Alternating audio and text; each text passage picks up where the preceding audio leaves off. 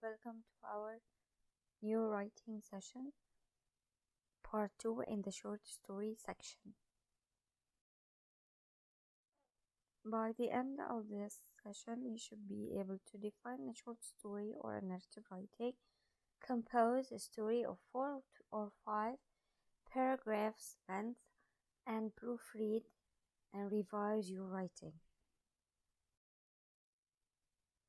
So this let's look at the pre-activity prompt, which is talk about a time when you were embarrassed.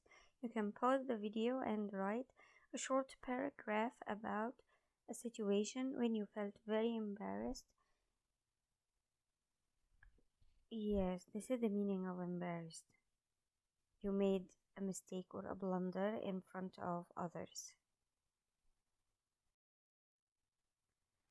Now let's take a close look at how to create a plot. A plot is the arrangement of events in the story. Like what we used to do, or we used to say in the reading, what happened at the beginning, middle, and end, or the introduction, rising action, climax, and falling action, and conclusion. It is more than a simple sequence. It's this happened, then this happened, then this happened. Instead, a plot is an arrangement of events designed to create interest, even excitement, because the reader will not follow or read your whatever you have to say or your story only because you said this happened and then this happened and then this happened. Your story must be exciting. Plots often follow this pattern. The exposition introduces the characters. This is the exposition, like introduction, introduces the characters and their situation, including the central conflict at the end of the introduction, and then this conflict develops and intensifies during the rising action. Like events happen to lead to the climax, which leads to the climax, and the climax or turning point of the story might take the form of an argument or a moment of decision or something dramatic that happens to the main character. In the story's falling action, events start winding down, leading to the resolution. At the resolution, the conflict is resolved in some way and loose ends are tied up. Loose ends means the situations or the events that are not decisive yet and are very loose, or an opinion,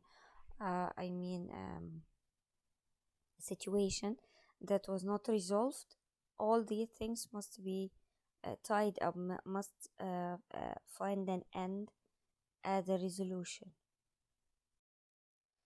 So let's look here. This is the plot diagram. You're very familiar with it. Let's look here at the exposition. Look here at the end of the exposition. You'll find here the conflict is introduced. Introduce sheriff and setting desert. Oh, okay. This is about a robbery, and the sheriff is going to investigate the robbery and find the thief or the robbers and put them in jail. Sheriff learns robbers has broken out of jail. Yes, they escaped from the jail. This is first rising action, and then the second rising action, they fight. The robber ties up sheriff, so they fight, but the robber wins over sheriff and tied him up. And then the climax will be the robber is about to ride away, so he is escaping. Suddenly, sheriff drops down on robber's horse from behind. Wow, this is an action story. So when the robber is about to escape and ride the horse, the sheriff drops uh, on the horse from behind and catches him again. Sheriff wins the fight. Now this is the second time. This is the falling action. He leads the robber to jail again, and then the resolution. Sheriff explains his escape. He chewed his ropes out. Yes, so the sheriff finds out how did the robber. Sorry. The sheriff explains how did he escape, because we said here that uh, here in the rising action we said that the robber ties up the sheriff. So how did the sheriff get here and in the climax? Okay, so at the end we said that all the loose ends must be tied up in the resolution. So how did the sheriff escape? So now he at the end he explains how did he escape. He chewed his ropes up off. Maybe he was hungry. That was a good plot, by the way. Now here, this is another example of a plot. It's about the frog. Okay, let's look here. This is the exposition, and at the end of the exposition, we find that the conflict is introduced, and then the rising action. Here we find the climax, and then the falling action, and the resolution. Okay, so let's take a close look. And the exposition: parents never let me stay home alone, but one night the babysitter cancels and they have to. Everything starts off fine. I am having a great time. The starting of the conflict: I see a frog in the hall. I am totally afraid of frogs, so I freak out. Okay, I hide. This is the rising action. I hide from it, only from the frog. I try and fail to trap it in a trash can. I try and fail to get it into a bag. Okay, the climax: I cheer the frog out of the house. This is the climax now. The speaker is out of the house with a tennis racket. Okay. The falling action now: I spend the rest of the night cleaning up my mess before the parents get back home. I get into pajamas and watch TV as if nothing had happened. My parents come back, happy that things seem okay. My parents plan another outing. Okay, so what is the resolution? I consider asking to not be left alone, then realize the frog incident showed me I'm stronger than I thought.